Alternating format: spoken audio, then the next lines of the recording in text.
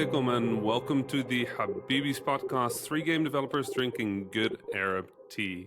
I am your host, Rami Ismail, and with me here today are... Fauzi Masmore. And Osama Darius.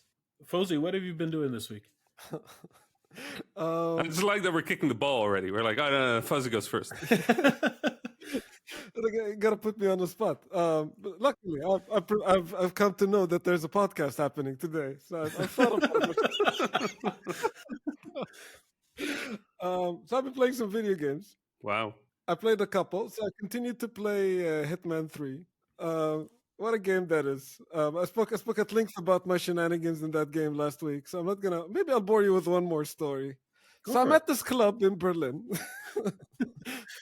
and I find this drug dealer outfit, and of course I immediately I follow the drug dealer to his corner where he's supposed to sell me stuff, and then I kill him and I take his outfit, and now I'm the drug dealer. And then I found out that I can basically approach almost anyone in the club. And I was basically go like, yo, you want to score? And then I go like, yes. And they follow me to the corner. And then I murder them and I steal their outfits. And then eventually, like by, I think 20 minutes in, there's like in that corner where all the drug shenanigans are supposed to happen, it's just a heaping pile of bodies. And like 25 different disguises. Like, I'm going to be a technician now. I just like wander into my pyramid of dead people and pick the outfit I want and just go and do the thing. That's so dark. That level was really good. Yeah, man. I never entered the club in my playthrough. I stayed outside for the entire mission, and there was one point where I was on the roof of the club. Wow. And took somebody out from up there. But I never actually entered the club, so for me, the party that's happening in the club is a mystery. Huh. Wow. Like, I heard it from the outside, with the sort of like muffled way you hear a party from the outside, but I never went inside. So everybody talking about that mission is great to me because I'm just like, wow, that party must have been, that's a good party in there. Man, that's I went immediately into the club. Like, I didn't know that there was a perimeter outside of the club until like way later into the mission. Cause like, I thought I killed everybody. Where are the other people? And then like, I was like, oh, there's half the level is outside of the club actually. I just didn't want to help the guy with his allergy pills. Ah, yeah, of course. I was like, yeah, no, I ain't helping you with that, buddy. So I had to find another way. I had to find another way into the building. That makes sense. No, I really wanted to help him. And I also played the mission that you spoke about last week with the like murder mystery. Right. That's just brilliant. Like the whole thing is, I'd play an entire game like that, Just a good Knives Out game. Yeah, exactly. Knives Out game. Like every level is like another murder mystery. It's like this Agatha Christie kind of like scenario unfolding, and I'm trying to figure it out. All want to frame it to somebody else. Yeah. It's great. I totally see like how the studio became the studio that is going to make the next James Bond.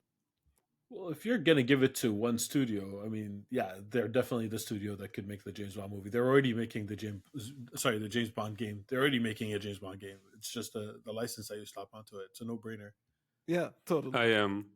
I now use IOI for anything where I see ridiculous architecture that just looks too good to not plan a murder on. Amazon just announced their new HQ somewhere. I saw that. It's just like this glass spire with a forest on the outside going up along the building. I was like, wow. This is good level design. I want to play this. Send the Agent 47 there, please. Yes. Deploy him over there. Your target is a retired CEO at the top of the building. Oh, no. Things just got real. All right. So this other game that I was playing. It was fun until one of the Habibis got arrested. It's bound to happen eventually. The other game I was playing is it's called The Medium. All right. I think that came out recently as well. Like it launched immediately into Game Pass. It's from a team called Blooper Studios. It's up in Poland. It's just so cool, man. Like the Polish game dev scene. I'm so happy to see like this many amazing games coming out of there. It's so nice. It's like really kudos. Like, like you could tell like when like a massive studio kind of opens up and hits great success, how it kind of like creates an ecosystem in the country. And then a bunch of studios open up and then that country becomes like a powerhouse to releasing Right. quality video games. Yeah, I mean that's that's always been my strategy, right? In these past 10 years, I've traveled around the world trying to meet developers, and every country I go to, I always try to find like who is and I hate the word, but who is like the hero team Yeah. that can really like start helping this community grow, start bringing in money, start bringing in resources, network connections, and Poland is such a prime example of that. With not just CD Project, This what a War of what a Mine came out of Poland, I think, as right well. 11-bit. And Yeah. that's like one of my favorite video games ever. It's just a fantastic game all around. Anyway, to come back to Yeah. the medium, What kind of game is it? which is the game I'm playing. It's an it's an it's an adventure horror game. So like think of Silent Hill meets The Longest Journey in some way. And you Okay. can tell like the team like big fans of the Silent Hill franchise. So like there's a lot of love letters to the genre coming through this game. There's fixed camera angles in a entirely 3D game, very reminiscent of Silent Hill. They managed to get the original composer from the Silent Hill games, Akira Oh, wow. Yamaoka, to record the song and some of the soundtrack for this game, which is pretty interesting. And I think the character design is the part that reminds me a lot of The Longest Journey.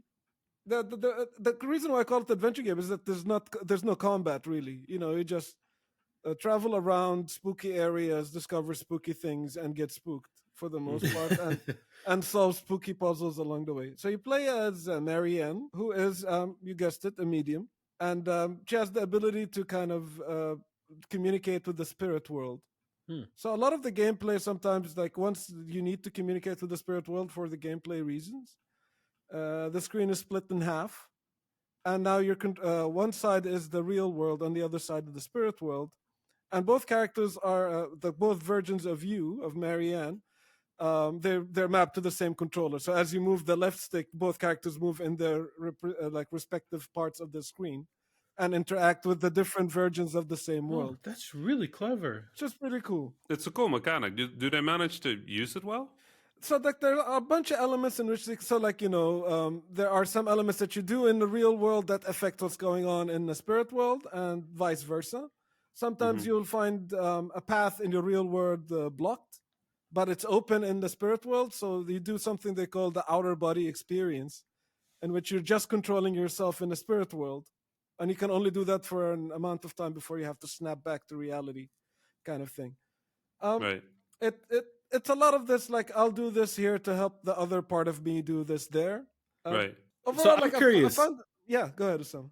Because you're saying there's no combat. Is there a fail state? Because I can't imagine a horror game without a fail state. Yeah, I mean, like sometimes some scary stuff chase you, and if you don't run away in the way that you're supposed to run away, you hit the game over screen, and then you gotta restart, which I find a little bit frustrating, to be honest. Yeah, like those right. those sections, they're kind of like they have to go through the motions. It's kind of like a set piece that you have to follow through to the end. They're cool for what they are, but they can get a bit frustrating. There are stealth sections, and if you get spotted, you get game over, and then you gotta start again. So I feel like I understand why they're doing that, and I haven't played the game, so I'm not commenting on the game directly. But I feel like every time you have to replay a scene, it just makes it that much less terrifying and less impactful. So it's almost in the game's interest or the designer's interest to make you not have to repeat things. Exactly. Right. That kind of robs you of that momentum, right? Exactly. If like like the stakes disappear, and it becomes going to like, oh, I need to now fail as many times as I need to figure out this exact pattern, and then repeat this pattern, then the initial fright or atmosphere that you've built kind of goes away, and it becomes something in the way of you progressing in the game. Okay, so the medium. It sounds like you. I mean, are you done? Is it a long game? I'm not done. I think I'm halfway through so far. What I like the setting. I like that it's a Silent Hill homage, and I like that the team are using Polish settings as well as part of their part of where the game takes place as well. So there's a little bit of inside information kind of from the team that's building the game, putting a little bit of themselves in it. I like that. It's a bit slower paced than I find it needing to be. So I think it's interesting. It's on Game Pass for free, so if you have Game Pass, definitely check it out. What about you, Rami? What have you played?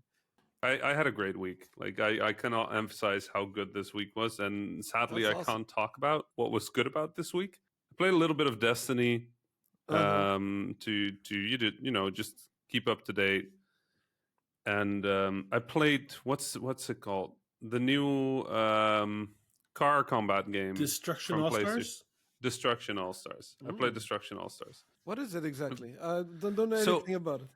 imagine if you played back in the days these sort of like car combat games, but not the ones with guns, right? Not Twisted Not Twisted Metal per Metal. se, more Destruction Derby, Ah, okay. right? You're just crashing cars into each other. Mm-hmm. And you mix that with an action platformer, Okay. you kind of get what the game is. There's a big arena. Everybody controls a character, a sort of hero character that they can run around the level in and like jump on things and collect shards. But they can also hop in a car, and there's just cars around the level. And then when they hop in a car, they can race around, they can wreck each other, they can hit the people running around, and they score points that way. And you know what? These are hard games to make, right? Yeah. Car combat games are hard games to make. Action platformers are hard games to make. To mix them together seems like a really hard game to make. But the thing that really gets to me is the haptics. Oh yeah. Right, the Ah. new PlayStation 5 controller has this very improved sense of haptics, and it means that you can address the triggers specifically in very interesting ways, and they really use that in that game. If you accelerate, the right trigger might get stuck at a certain point before you can push through and really like give full acceleration. The brake responds differently. My favorite thing, as your car is falling apart, you genuinely feel the engine like chugging along in your controller. Not the way you would feel it with, you know, like old Rumble where your controller just start rumbling. No, it really feels like in your controller is an engine that is like, That's cool. you know, a gear is falling off. Ah. All right, hear me out. How about if you throw a giant ball and two goals into that field? Huh? Nobody would believe that. Cards and soccer, nobody's gonna want to play that. No, nobody wants to play that. No, you're right. You know what I think though? Cars and badminton. Now that's where it's at. One of those like cars that jump up and down, you know, like in hip hop videos. So I'm still, I downloaded the game. I'm looking forward to trying it because I do I'm sure you do the same exercise, or all game developers, of when you hear a pitch for a game, you kind of like half design it in your mind to try to see how you would approach this. And this one, I just came up, I won't say blank, but I'm like, I don't know. I don't know how I would approach a game where you could be both in a car and not in a combat. That just seems like two completely different games. So I'm really curious to see what they did and to get a feel of if it works or not. So Right. It's smooth enough, but you know, in terms of games, that was really it for me. Like I didn't have a lot of time. What did you play, Osama? Was Oh, there a big game for you? a lot of continuation on games for me. So I Are you played. still at the thing with Cyberpunk? Yeah, I did the thing with the stuff. I'm enjoying it more as it's going by. I don't think I like. I don't know. We'll see. There's still time. I don't know if I'm gonna love it as much as Fauzi loved it, but I like it. I made a little bit more progress in Days Gone. I'm just enjoying that game. I don't think I'm ever gonna really finish that game. I'm just gonna keep it on the side and just jump in for a couple of missions here or there. I like the atmosphere. I went really far in Cyber Shadow. Last week, I think I said I beat 2 bosses. This time I beat like 7 bosses, and Do you feel better about the game now, or is it still? the game is excellent.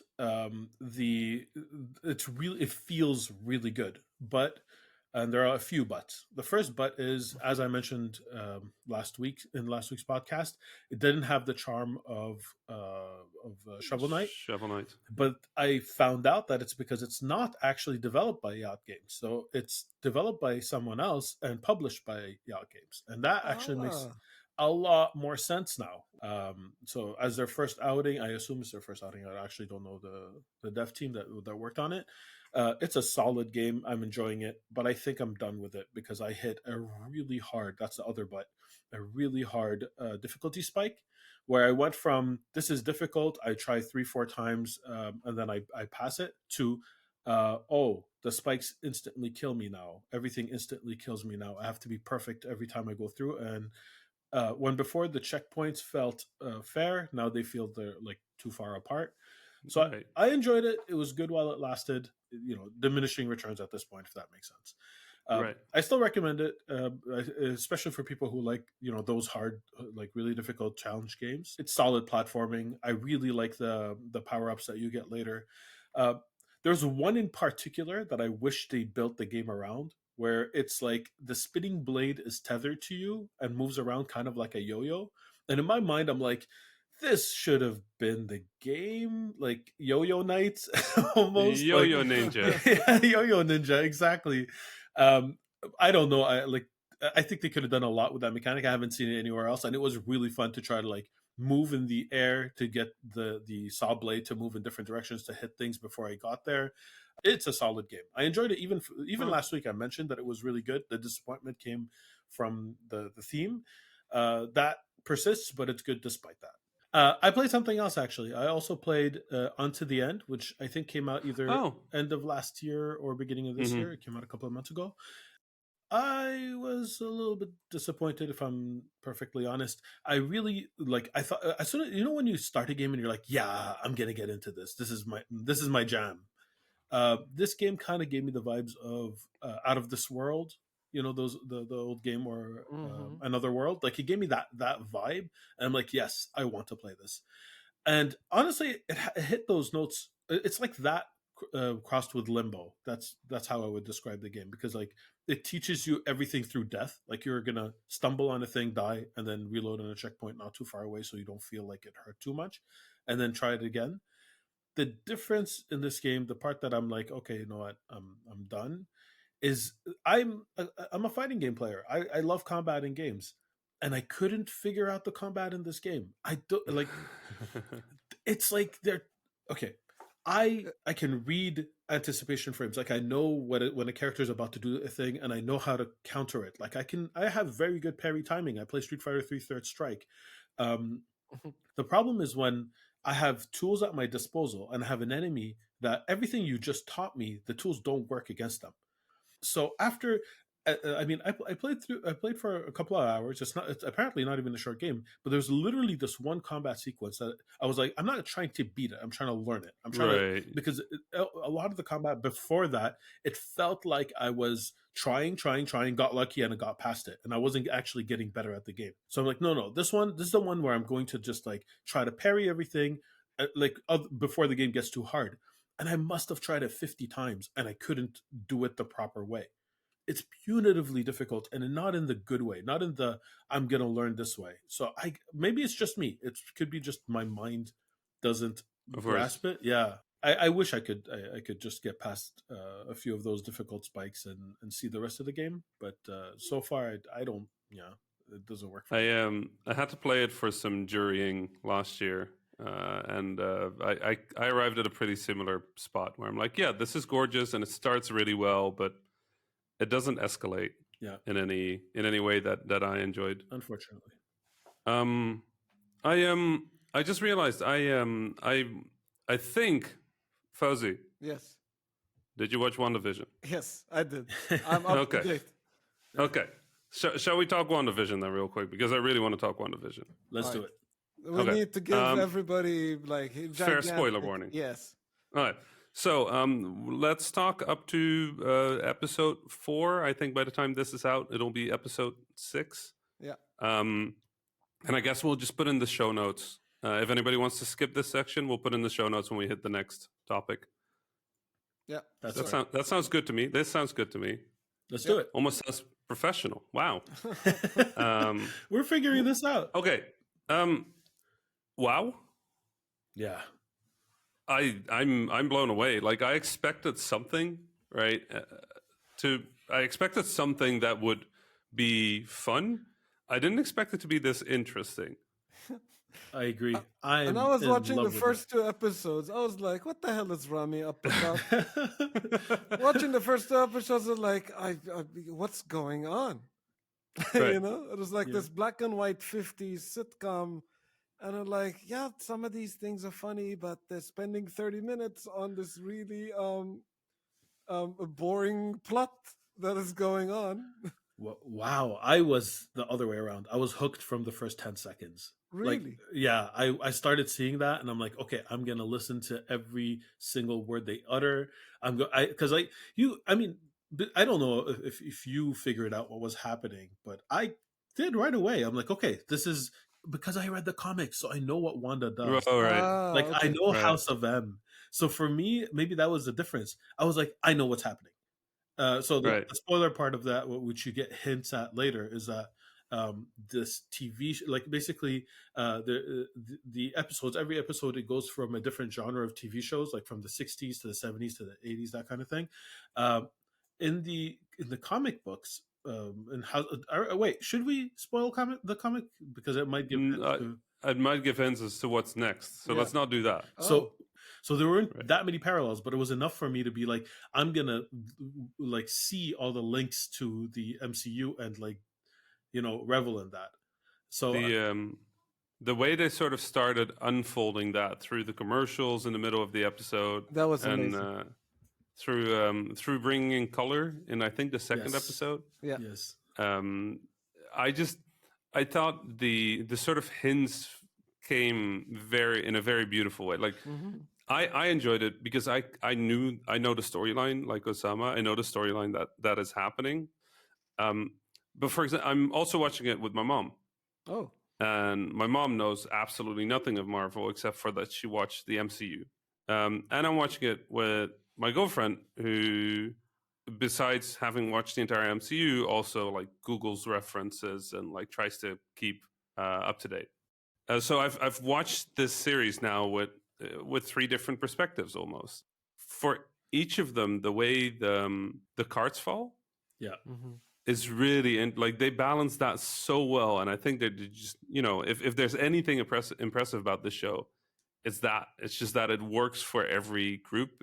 If you're not if you're not aware of what's happening, like you, Fauzi, yeah, then the hints become the interesting part. I'm guessing that's exactly. where you were going with your story, right? It's like, That's totally where I was going. So like, I'm, right. I'm definitely like in the same camp as your mom, because I was like, I don't know what's going on, because like I saw this character in the Marvel movies, and I remember when I saw the movie, I was like, that's it. This character is very interesting, and he seems to Right. have a lot of powers. Why isn't there a movie for these people? And then like I haven't thought about that for a while. And then like last night, I was like, oh, I need to watch this because Rami's gonna want to talk about it. yeah, And I just sat down and watched the Sure whole thing, thing. Habibi. And yeah, that's like the first two things. I was like, what's going on? And then with the as you said, the things coming into color, I was like, oh, okay. And then there's the 10 seconds at the end of the first episodes in which like it was a TV on a TV screen, TV show on a TV screen, and in a colored world, the Right. dude in the beehive suit coming out of nowhere. That's when it like really started coming together. And then by the third episode, I think I finally caught up to you and Osama. I was like, oh, I see what's going on. yeah, Right. This yeah, is very neat. Wanda is just such an interesting character. Like Hmm. you when you write a character with a set of powers like hers, where it's just like vaguely defined hex powers, yep, you Hmm. kind of end up in this weird situation where it's hard to create a proper enemy yeah, unless you give them the same powers or variations of the same powers, right? Because she can literally bend reality, bend objects, mind control. Like you kind of come up with it. She can do it. yeah. A lot of So heroes fall into that category, like from DC, where you have the Flash, where almost everyone the Flash fights is also a speedster because how else are they going to keep up with him, right. right? I like the Flash TV series where it was just like, okay, this nuclear power reactor is exploding. How are we going to fix it? And it's just like, let's run around it real fast. And it's like, okay, Well, if you yeah, have that a seems fair. hammer, It's like that's the I love how just everything was just like, okay, we have a problem. Let's run around it real fast. And up until the point where I think there was like time travel or something. It's like, yeah, just run faster than time. And I'm like, I'm not sure this is how. But I like that with Wanda, the suggestion of where the series is, she's her own enemy. yep.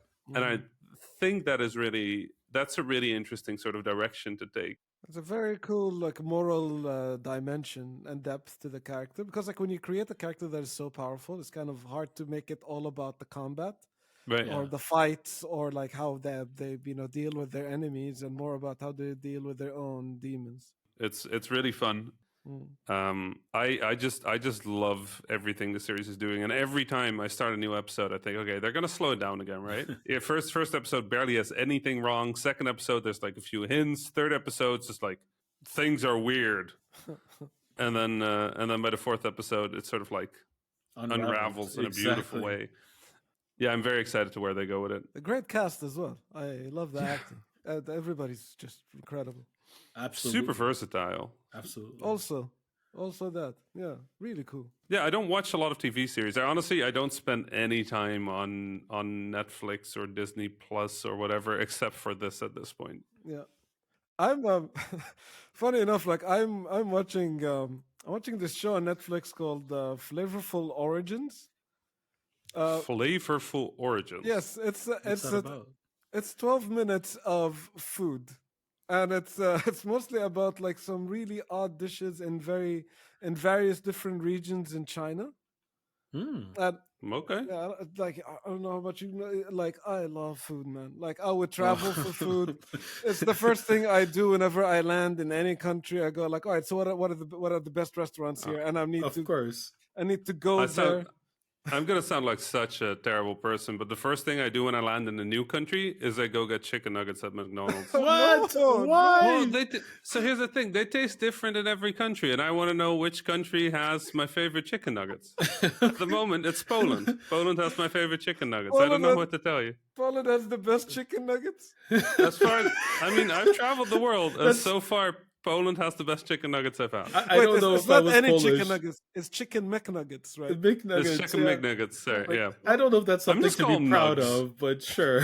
Okay, well, Listen. you do you, Rami. After that, I go to the restaurants. But the first thing I want to know is which place has the best nuggets. Like, you have to remember, when I started traveling, I had Yeah. no money. Yeah, I was yeah, just like, give me anything to eat. And the nuggets were always cheap, and I could always trust them, right? I had them build up my resistance to foreign food. So I go to China. They give me like a century egg. You know, one of those eggs that's like been buried underground and then like what's the word, deoxidized until they're like black and should have rotten, but they haven't because there's no air. Oh. I ate that. Like, I was sick for like a week. Oh no. Oh, no. But after so that, brave. like, because I do want to try the foods, but yeah. when I started traveling, the first thing was always, what can I eat that's safe? What can I drink that's safe? So it was nuggets and Coca-Cola. Yeah. It's so funny and because y- on the long run, that is not the definition of safety. Well, it's a definition of familiar. Yes, absolutely. So over time, I started to realize that they're different everywhere, and I ended up eating nuggets everywhere. So what's interesting is that I'm from Iraq, but I've been living here for 30 years, and I went back and visited my family, and the food that my mom makes is Iraqi food, right? Like traditional Iraqi food. Hmm. So I figured that there would be no surprises. And I remember the first time there was a surprise, a big surprise. It's a dish called pacha, which is weird because we don't have the letter P in Arabic, but I think it was borrowed. But that's like the only time I've heard Arabs say P properly in the right context. But it's a borrowed word for sure from some language somewhere. And what it is, it's a goat's head, a full goat's head. Oh. With everything, like the tongue is there, the eyeballs are there, the brain is there, everything is intact, and it's like the delicacy. It's so when I went to visit my parents, my father's family specifically, because they're farmers, they had me because I was a guest. You know, I was from out of town. They had me at the head of the table, and the pacha was in front of me, like not as an intimidating, Godfather type tactic, but because I'm the guest of honor, so I get the best food. To them, this is like the delicacy. And I see them, the people who are next to me, because that's how it works. Everyone eats from whatever's in front of them, right? That's the culture. They're picking at the cheek meat, and it just looked odd to me. And I was like, okay, you know what? I'm going to give this a try. You know, I'm here. It's meat. Meat is meat. So I took a little bit from it, and it just tasted like dark meat from anywhere else on the body. It was actually delicious. It was really, really good. So I was like, okay, let me explore some more. I've had tongue before, so I was like, okay, I'll try this tongue. It was good as well. Sorry if this is getting disgusting for other people, but it was actually, I had the brain, and the brain Mm. didn't taste of anything. Anything. It wasn't bad. There was just no flavor. It tasted like water, like steamed water. And where I drew the line was the eyeball. I could not, for the life of me, like give that a try. The rest was good. It just, it's just that kind of thing that isn't the type of thing that my mother would easily prepare here. And everything else, Right. yeah, like everything else was like similar flavor. She imports spices, all that stuff. It was like being home. And then there's this goat's head in front of me. It's the kind of thing that is hard to prepare in other places, right? My grandma would make a dove Oh yeah, that's right. and or dove and pigeon and stuff like that, and it's just like, yeah, you can do that there, but if you go into a supermarket here and go like, where are the dead doves? People are gonna like, yeah, lady, that ain't gonna. We're saying. And I think the same thing is true for a sheep head or a goat's head or whatever head. If you like, I don't think you can buy that. No, I don't think you can import that either. no. It's a sign of hospitality. So Right. like like the Jordanian national dish is called mansaf, which is like I don't know if you guys ever had it, but it's like Yes. one of my favorite foods ever. It's also so hard to come by because the ingredient itself. So mansaf is like made out of saffron rice on top of a very thin layer of bread, and it's covered with lamb meat that is cooked in a very specific stew. The stew is made out of we call it jamid. It's basically very dried yogurt, like it dried and salted to the point that it becomes solid, like a white rock. And you can imagine like how it's the origin of it from the desert. Like people just wanted stuff that can be stored by salting and be carried around easily, right? So Yeah. like you put these rocks in meat stew and then you mix them together for hours, and then you put that stuff on top of the rice and the bread and you eat it. And that's a dish that's traditionally eaten by hand. So it's like a very like occasional point in which like everybody comes together and it's like everybody's having fun and they're like showing how good they are at eating the rice with their hands and that kind of stuff. And occasionally there will be like when like especially if there's a special occasion or like you have somebody coming in like a foreigner or something, you want to show hospitality, there'll be the sheep's head in the middle of the plate, which which can be alarming if you don't give people a heads up to begin with. A heads up, really. That was perfect. I do not mean it that way, but I'll go with I'm just happy that the Egyptian national dish is kushari, where we just put like carbs on carbs on carbs on carbs. That's it. We just go like, okay, what if we put rice? Macaroni. And then on the rice we put macaroni, and then on the macaroni we put chickpeas and lentils, and then on the lentils Perfect. tomato sauce with a little bit of sambal or like something chili-esque spicy, and then on top of that we just put some baked onions. And we just go So like, good, here's the though. meal. Everybody I bring to Egypt, everybody that I want to introduce to Egyptian cuisine, I make kushari, I give it to them, and I go, do you want a small plate or a big plate? They always go like, oh, let's get a big plate. I'm like, you're not going to finish the big plate. And they're like, it's rice. I'm like, yeah, it is. And then they eat a third of the plate, and they're like, I'm full. You're full for 3 days. Right, like you don't have to eat anymore. You won't. I mean, you won't anything anymore. Your body's just like, I'm processing. Give me a moment. The thing is about kushari though is that every person I described it to the way you just did now, they'll be like, "The hell is this? I don't want. That doesn't sound good at all." And then you give it to them and they eat it. And they go like, "This is actually pretty good." This is very good. This is very. But in Egypt, they have the thing. I don't know if you remember, Rami, but like if you go at a shop and you order like a bowl of kushari, and then you finish it, the dude that owns the shop will be like, "Do you want a kimala?" Which is literally a continuation. Right. Yeah. And a Yep. kimala is basically just a tiny bit more to fill in the tummy. So it's like a continuation of the space in your stomach, basically. It is rare that I make it there because I always get the big bowl. So, but yeah, no, I mean the Egyptian foods are all. I think they're some of the simplest Arabic dishes you come across. Like at least the ones that are super traditional in Egypt. You have fool, right? Oh my God, food.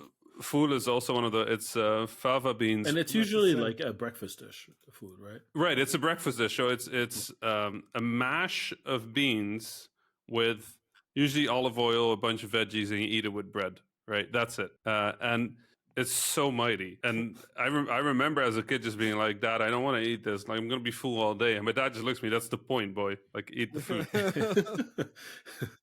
Well, the thing is, like, every time I eat that, I can like almost visualize and see how my IQ is dropping. With every single bite, I go like, I cannot speak words anymore. I cannot articulate.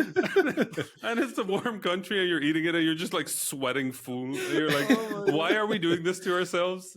But it's so good. It's so good as well. It is impossible for you to do anything useful after you have food.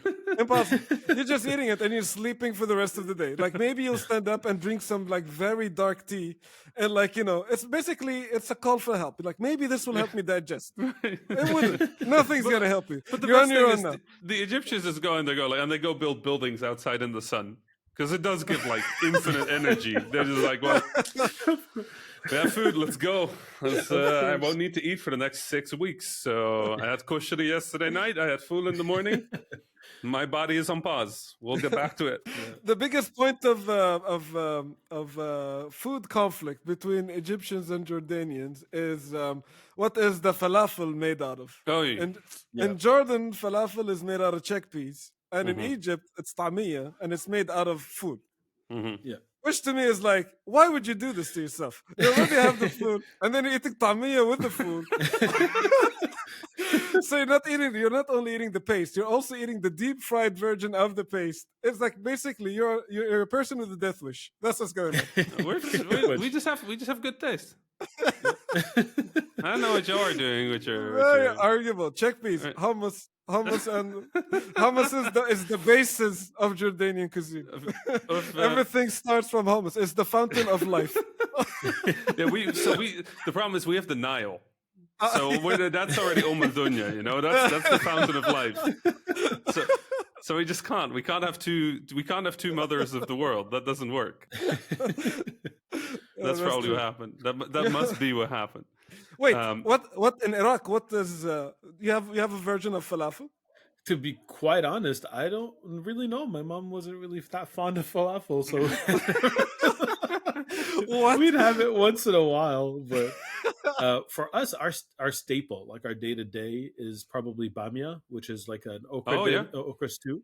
And growing up as a kid, it was one of my favorite meals, and now I cannot stand it. I think I overdosed on okra. I was the opposite. I looked at it and I was like, nope, do not want it. I do not want to. We had bamia and you had molokhia and like those kind of dishes. And I would look at them and be like, can I have the full, please? Yeah, because the texture is really off-putting, but when you get used to it, when you're like growing up, that's what we had on a day to day. That is like the only dish that didn't have meat. Almost every dish that my parents prepared was like a meat dish with something else, except for bamia. So it's a staple. It's a day to day. How do you guys make the bamia? Because ours has meat in it. We don't have to. We don't have time to fight over this, Fauzi. Like I think all of our countries have different bamia, and I'm sure like if people want to turn this into like a fight show instead of a talk show, we should argue about how the food is made, because I think even within the country. Within the countries, there's going to be like I remember the Egyptian family was like, everybody had their own recipe, but they're all Tata's recipes. They're all my grandma's recipes. Yeah. But you would go to a different family and they would put food on the table, and you're like, what is this? What is this filth? What is wrong with you? Why don't you make the food properly like my grandma made it? And they're like, this is how my grandma made it. And it's like, your grandma was wrong. And it's like, you don't say that. You never say that, but you think it.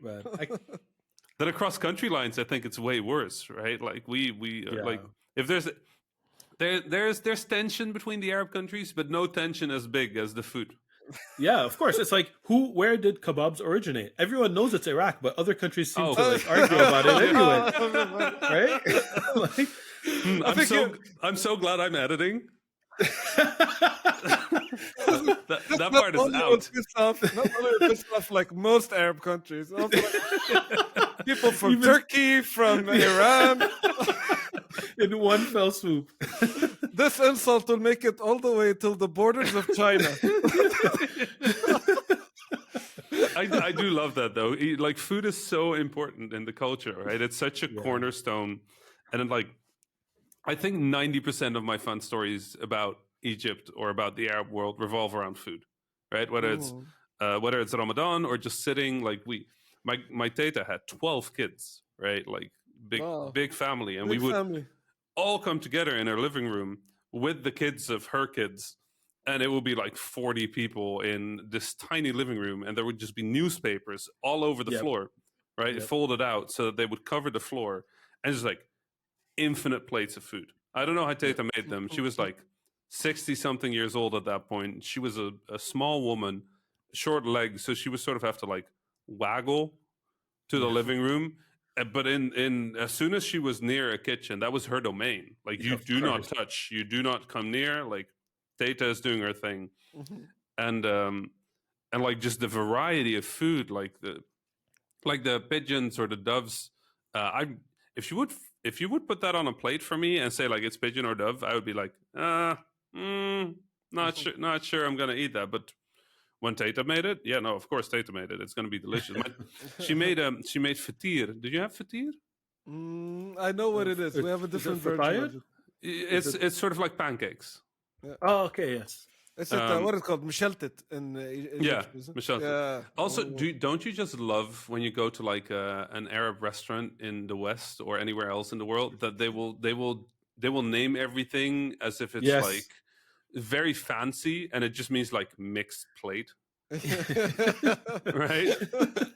Exactly.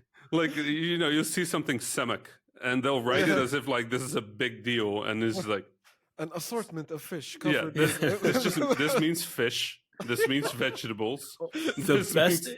The best example of that I've seen is I went to an Ethiopian restaurant one time that had the hunter's plate, and that was the name for the mixed plate. And I'm like, yeah, that's how you do it. Like, I feel like eating a hunter's plate every day. No, it's food is food. I don't know. It's such a brilliant topic. I think we could also just fill like 5 hours talking about this, but we'd also yell at each other for 3 of them. We should get What- like somebody neutral to kind of be able to mediate the fights that Right. are inevitably gonna erupt. A neutral Egyptian, right? A neutral Egyptian. A yeah. neutral Egyptian. Okay. I've never heard of that before. as long as they agree kebabs come from Iraq, I'm down. Just like that's a criteria. I'm so glad we just have koshari. That's our food. Nobody contests koshari. No, can. Like, yeah, you could keep that one. right. It's That's meant delicious. That's meant up for us. It's Right. like Yeah. uncontested. But then when you talk about like dessert, you go like kunafa. Yes. Now it's a fight. Yes. That's fine. What? But we make the best. But we make the best one. No, we make the best one, but it's okay. Yours is pretty good. Second place is not bad, Rami. This was a fun episode, y'all. Yes. I think we should wrap up. We should talk food more often. We should should figure talk something food. out with that. Absolutely. Yeah, I'm this gonna was have dinner now. yeah. Oh, I'm hungry. I'm hungry. After this episode, I'm definitely hungry. I need to eat. But yeah, this was another episode, I guess. We have a Discord now. We don't know what we're going to do with it, but we realized that, we were getting some emails, we were getting some responses. We also have a Twitter account at _Habibis. And we have a Discord. I don't know what the easiest way is to link everybody to the Discord, but, we'll put a link. Yeah, we'll put a link in the show notes and on Twitter, Tweet it probably. out, exactly. Currently, I think if you join the Discord, we can only guarantee that you get flowers and good mornings. Right, which are good, and we'll kind of see how the community grows. Like, clearly, there's a lot of people that have been responding to this, and thank you so much to everybody for listening. We appreciate it, and we appreciate Thank you. Very you. humbling. Yeah. We read all the Shukran. tweets. We read all the emails. Thank you. Osama I think might they know say that. some We like- mean things from the Habibis Twitter. Like, No if one's gonna anything mean believe gets that. said, if anybody says anything mean, it's Osama. Okay. No Just one's say gonna that. believe that, Rami. Nice try. If you read a dad joke or any like crazy that- claim about That they'll kebabs, believe. then you know who it is. If it's a wrong food tweet, it's definitely Osama. I love it. All right, I got a brand now. Good.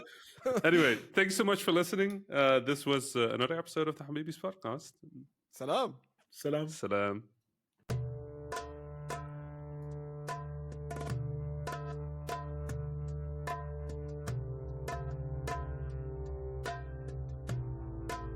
That was the Habibis podcast for this week. I was Rami Ismail, your host for this episode. You can find me on Twitter at @THA_Rami. My fellow Habibis were Osama Dorias, who you can find on Twitter at Osama Dorias, and Fauzi Mesmar, who you can find on Twitter at Fauzi Mesmar. Send us your questions, stories, and suggestions via info@thehabibis.com. The intro and outro music was provided by Malik Zubaila, and the logo was provided by Ibrahim Hamdi. The Habibis is a weekly podcast about 3 game developers drinking good Arab tea, with new episodes launching every Friday, inshallah. If you enjoyed the show, don't forget to subscribe on your favorite podcasting service or check out thehabibis.com for more information. Thank you for listening, and salam.